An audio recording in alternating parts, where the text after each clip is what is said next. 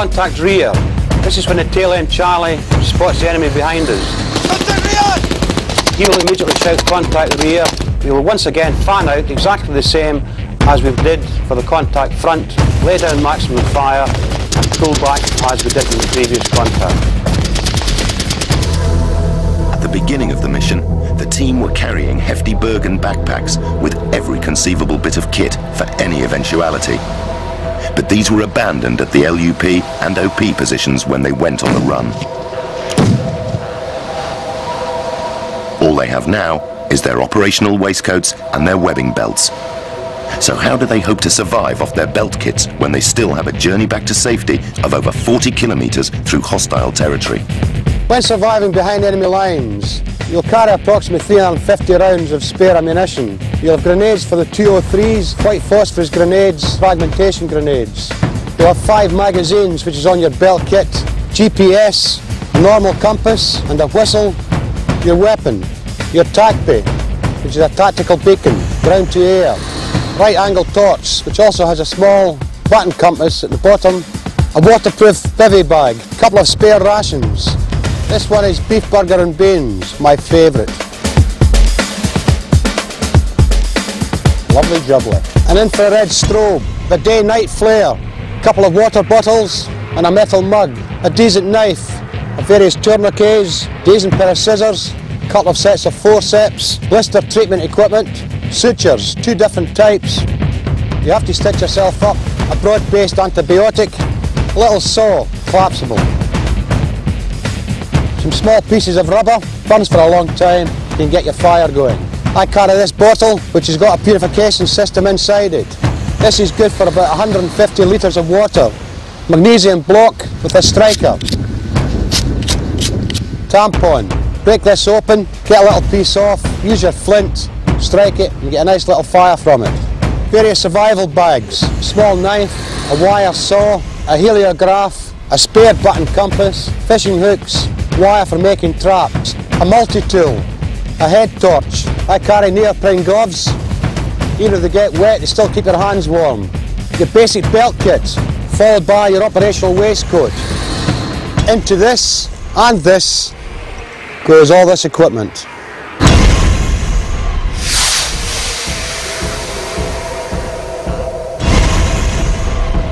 Although they've shaken off the enemy, a number of hostile contacts have left ammunition in short supply. Yet as long as they can maintain a decent pace, they should make their helicopter rendezvous.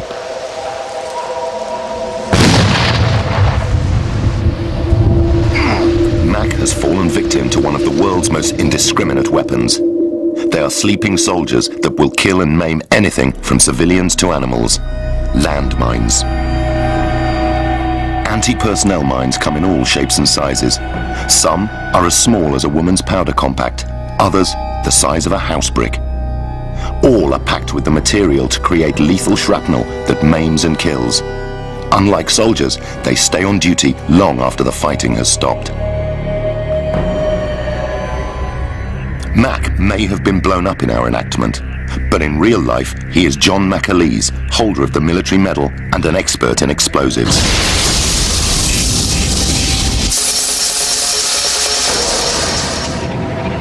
Okay, what we've got here, it's a American pineapple anti-personnel mine. Touching any one of these 3 little prongs, whether from the top or from the side, it will trigger the mine to go off. Designed to maim, not to kill. When the mine explodes, it's basically a hot piece of the metal flying everywhere, and this causes trauma to the lower limbs.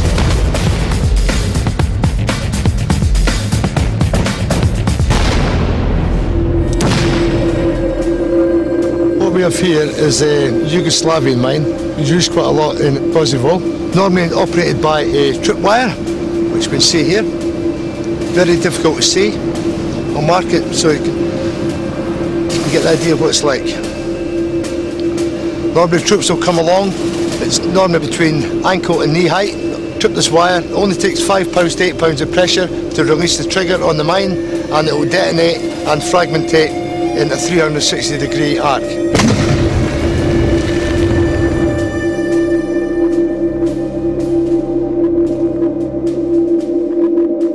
Right, what we've got in front of us here is an anti-tank mine. If we just peel back the earth, we can see what we've got below us.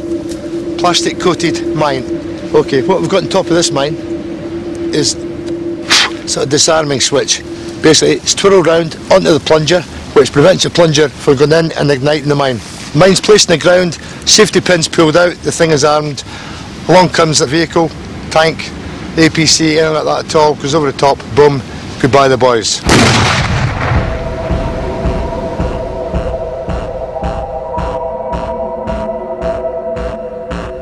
What we've got here is a Valmira 69, produced in Italy, and they've been banned by the Geneva Convention now, but there's still millions of them all around the world. When this is triggered, what happens is the mine actually erupts out of the ground to about 2 metres and sends out metal in a 360-degree arc, killing, decapitating, maiming. Very naughty weapon.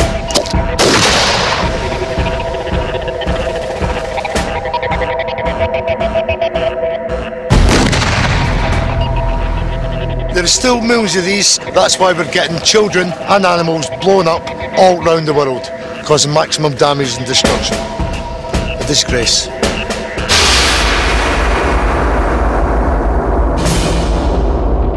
In our mission story, Mac stood on a blast mine, about the size of a small tin of salmon.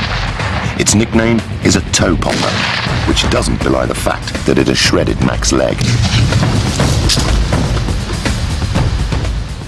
So how will Eddie's team extricate themselves from the centre of a minefield with a major casualty? The only way out is the way they came in. They must retrace their steps exactly. Every inch of ground has to be precisely checked for any mines or tripwires that were narrowly missed. Getting to the injured man and extracting him is a major challenge, and any false move will create another casualty. The wounded man must be carried out. Mines are often designed to maim rather than kill. A dead man is no longer a drain upon resources, whereas a wounded man ties up huge amounts of personnel.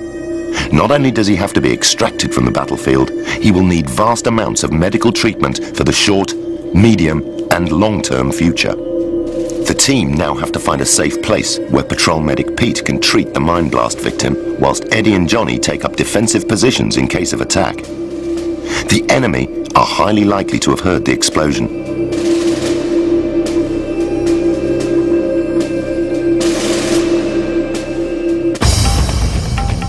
The impact of the blast has ripped right through Mac's leg. A patrol medic customizes his kit depending on the nature and size of any mission. In this case, the kit needs to be light, but sophisticated enough to deal with the horrific injuries associated with combat.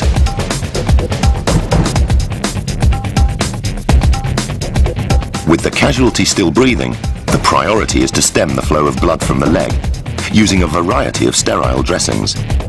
Excessive blood loss could lead to death.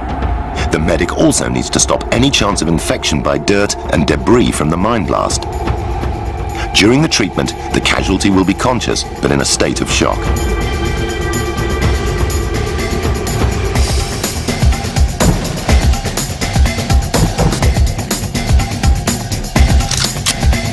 Field dressings are standard military issue throughout the British Armed Forces.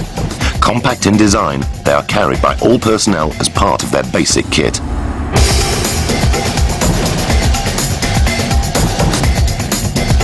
The next priority in a trauma situation like this is to secure circulation. The medic needs to get an intravenous drip into a vein before it collapses. This is also critical to ensure a good drug route into the body. Throughout the treatment, the medic must always be ready to grab his M16 and take up a defensive position should the patrol come under attack.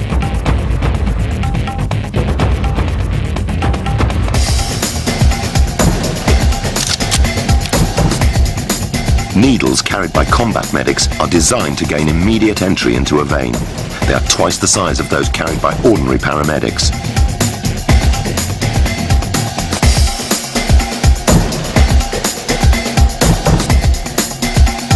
Pete sets up an intravenous fluid